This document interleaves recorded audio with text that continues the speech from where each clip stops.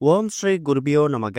ஓம் ஸ்ரீ மகா பெரியவா சரணம். வரும் அக்டோபர் 27ஆம் தேதி கந்தசஷ்டி விரதத்தோட கடைசி நாள் சூரசம்ஹாரம். அன்றைய தினம் இப்ப நாம சொல்லக்கூடிய இந்த சிவப்பு மூட்டைய உங்க வீட்டுல தயார் செய்து இந்த இடத்துல வைக்கிறதால தினம் தினம் பணம் கைக்கு வரும். பொருளாதாரத்துல நல்ல முன்னேற்றம் கிடைக்கும். அது என்ன மூட்டை, அது எப்படி தயார் செய்யணும்னு பாக்குறதுக்கு முன்னாடி நம்மளோட வீடியோஸை இப்பதான் நீங்க ஃபர்ஸ்ட் டைம் பாக்குறீங்கன்னா மறக்காம சப்ஸ்கிரைப் பண்ணிக்கோங்க.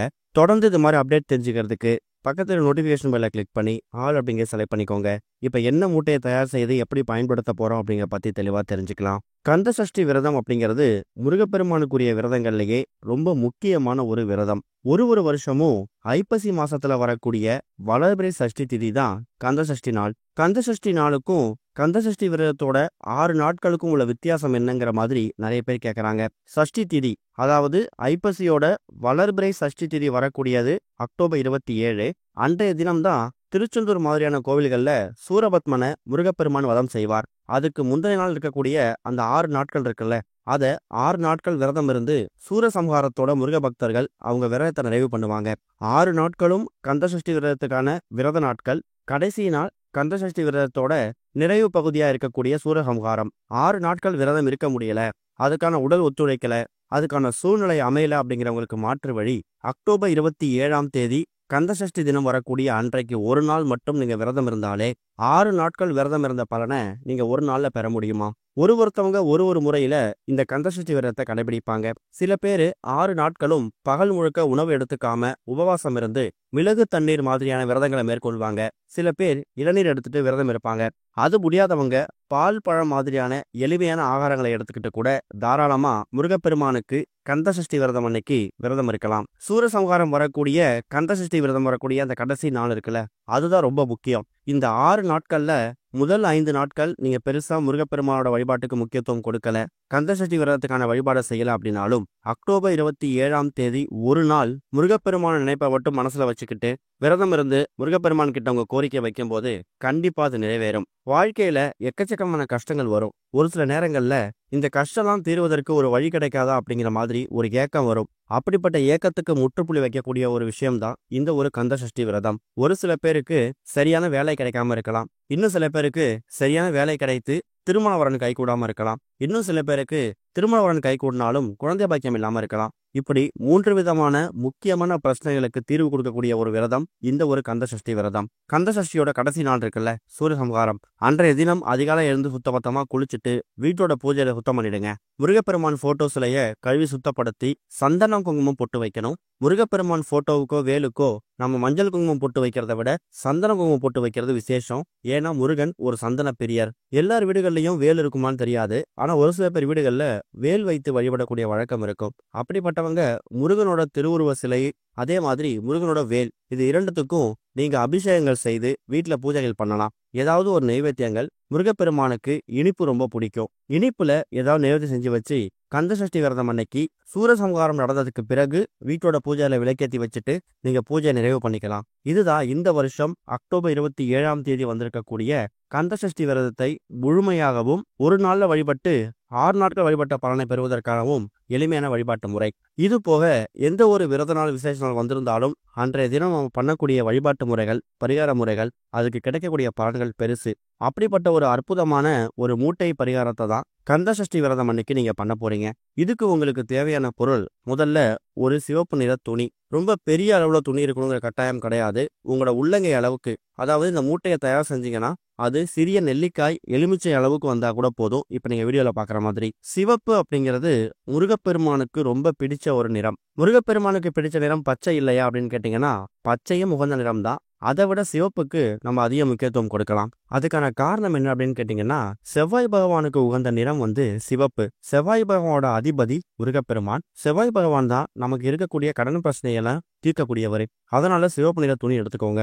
அதுக்கப்புறமா இந்த மூட்டையை தயார் செய்யறதுக்கு உங்களுக்கு சில பொருட்கள் தேவைப்படும். அதுல முதல் முக்கியமான பொருள் 1 ஸ்பூன் துவரம்பருப்பு, அடுத்ததா 1 ஸ்பூன் பச்சரிசி, ஒரு சில்லறை நாணயம், 6 எண்ணிக்கையில மிளகு எடுத்துருக்கணும். துவரம்பருப்பு அப்படிங்கிறது செவ்வாய் பகவானுக்கு உகந்த தானியம். கடன் பிரச்சனை தீர்க்கக்கூடிய பரிகாரத்துல இந்த துவரம்பருப்புக்கு அதிக முக்கியத்துவம் இருக்குது. பச்சரிசி எதுக்காக எடுத்துக்கிறோம் அப்படிங்கிற கேள்வி நிறைய பேருக்கு வரும். இந்த வருஷம் கந்தசஷ்டி, அதாவது சூரசம்ஹாரம் வரக்கூடிய தினம் நமக்கு திங்கட்கிழமையில வந்திருக்கு. திங்கட்கிழமை சிவபெருமானுக்கு ரொம்ப உகந்தது. சிவபெருமானுக்கு உகந்த தானியம் பச்சரிசி தான். அதாவது சிவபெருமானுக்கு அன்னாபிஷேகம் பண்றதுக்காக பயன்படுத்தக்கூடிய அந்த பச்சரிசி இருக்குல்ல, அதை தான் ஒரு ஸ்பூன் எடுத்திருக்கீங்க.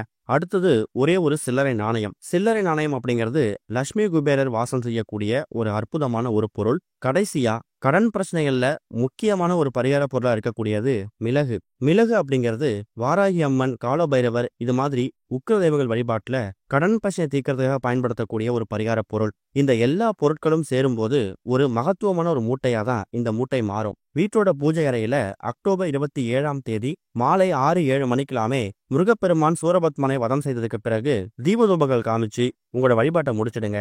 அதுக்கப்புறம் ஒரு 5 நிமிஷம் செலவு பண்ணி இந்த மூட்டையை தயார் செய்யலாம். சிவப்பு நிற துணியை தயார் செய்து வச்சிருக்கீங்களே, அதுல ஒரு ஸ்பூன் துவரம் பருப்பை முதல்ல போடும்போது ஓம் சரவண பவன் சொல்லுங்க. அடுத்ததா ஒரு ஸ்பூன் பச்சரிசியை போடும்போது ஓம் நமச்சிவாயன்னு சொல்லுங்க. அடுத்ததா சில்லறை நாணயத்தை போடும்போது ஓம் லட்சுமி குபேராய நமகன்னு போடுங்க. அடுத்ததா 6 எண்ணிக்கையில மிளகு வச்சிருப்பீங்க. இந்த இடத்துல 6 எண்ணிக்கையில எதுக்காக மிளகு எடுத்துக்கணும் அப்படிங்கிற கேள்வி வரும். கடன் பிரச்சனை தீர்க்கக்கூடிய பரிகாரத்துல மிளகு ஒரு முக்கியமான பங்குன்னு சொல்லியிருந்தோம்ல.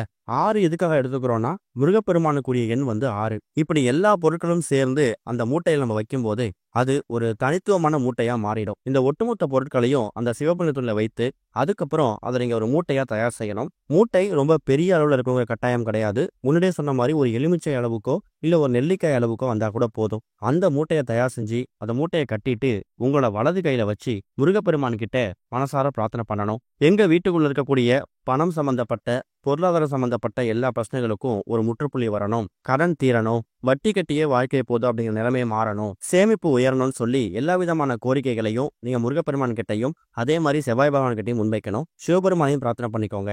இப்படி ஒட்டுமொத்த தெய்வங்களையும் வேண்டிட்டு அந்த மூட்டைய முருகப்பெருமான் பாதத்துல ஒரு அரை மணி நேரத்தது 1 மணி நேரம் வச்சிருங்க. வீட்டோட பூஜை அறையில விளக்குகள்லாம் எரியக்கூடிய அந்த நேரம் வரைக்கும் அது அப்படியே இருக்கட்டும். கடைசியா விளக்கெல்லாம் குளிர வச்சுட்டு அந்த மூட்டையை எடுத்து உங்க வீட்டோட பீரோல வைக்கணும். பீரோ அப்படிங்கிறது ஒரு வீட்டுல தென்மேற்கு மூலை, அதாவது குபேர மூலை, கன்னி மூலைங்கிற மாதிரி பல பெயர்கள் அழைப்பாங்க. உங்க வீட்டுல பீரோ எங்க இருக்கோ அதுதான் உங்க வீட்டோட குபேர மூலை. அந்த குபேர மூலையில வீட்டுல இருக்கக்கூடிய பீரோல இந்த ஒட்டுமொத்த மூட்டையை கொண்டு போய் வைக்கும் போது அது எக்கச்சக்கமான மாற்றங்களை ஏற்படுத்தும். இந்த மூட்டையை மட்டும் தயார் செய்ய வச்சுட்டா போதுமா, பணம் தானா வந்துருமா அப்படிங்கிற கேள்வி நிறைய பேருக்கு வரும். அதுக்கான அர்த்தம் அது கிடையாது. கஷ்டப்பட்டு உழைப்பீங்க, ஆனா கடன் அப்படிங்கிறது தீரவே தீராது. வட்டி கட்டிய வாழ்க்கை போகும். வாங்கக்கூடிய சம்பளம் முழுமையா வீடு வராம இருக்கலாம். இன்னொரு பக்கம் வீண் விரயம், வீண் செலவு, எதிர்பாராத மருத்துவ செலவு, இது மாதிரி எந்த விஷயங்கள் இருந்தாலும் இதெல்லாம் நம்ம பிளான் பண்ணாதது. அந்த மாதிரி விஷயங்கள் தவிர்க்கப்படும் போது நம்ம கையில சேமிப்பு அதிகமாகும். கஷ்டப்பட்டு வேலை செய்வீங்க, ஆனா உங்க உழைப்புக்கான அங்கீகாரம் கிடைக்காது. உத்தியோக உயர்வு, ஊதிய உயர்வு எல்லாம் தள்ளி போகும். இது மாதிரி எக்கச்சக்கமான பிரச்சனைகளுக்கு முற்றுப்புள்ளி வைக்கக்கூடிய மூட்டை தான் இந்த சிவப்பு நிற மூட்டை. செவ்வாய் பகவான், முருகப்பெருமான், சிவபெருமான், லட்சுமி குபேரர் இப்படி பல தெய்வங்களோட அனுகிரகம் இருக்கக்கூடிய பல பொருட்களை ஒன்றாக சேர்த்து இந்த மூட்டையை தயார் செஞ்சு, அதுவும் கந்தசஷ்டி விரதம் அன்னைக்கு முருகப்பெருமான் பாதத்துல வச்சு எடுத்திருக்கக்கூடிய இந்த ஒரு மூட்டைய உங்க வீட்டோட பீரோல வைக்கும் போது அதிகப்படியான பணம் வருதோ இல்லையோ, ஆடம்பரமான வாழ்க்கையை வாழ்றீங்களோ இல்லையோ, அத்தியாவசியமான எந்த பொருட்களுக்கும் பஞ்சமில்லாத நிம்மதியான வாழ்க்கை கிடைக்கும். மாதத்துக்கு ஒரு முறை இல்ல 2 மாதத்துக்கு ஒரு முறை மட்டும் அந்த மூட்டையை திறந்து பார்த்து பழைய பொருட்கள் தலையில விட்டுட்டு மறுபடியும் சஷ்டி விரதம் அன்னைக்கு இதை தயார் செஞ்சு எடுத்த இடத்துல வச்சிடுங்க. செவ்வாய்க்கிழமைகள்லயும் சஷ்டி விரதம் அன்னைக்கும் இதுக்கு தீபதூபம் போடுங்க. நம்பிக்கையோட பண்ணுங்க, நல்லதே நடக்கும். ஓம் ஸ்ரீ குருபியோ நமக. ஓம் ஸ்ரீ மகா பெரியவா சரணம்.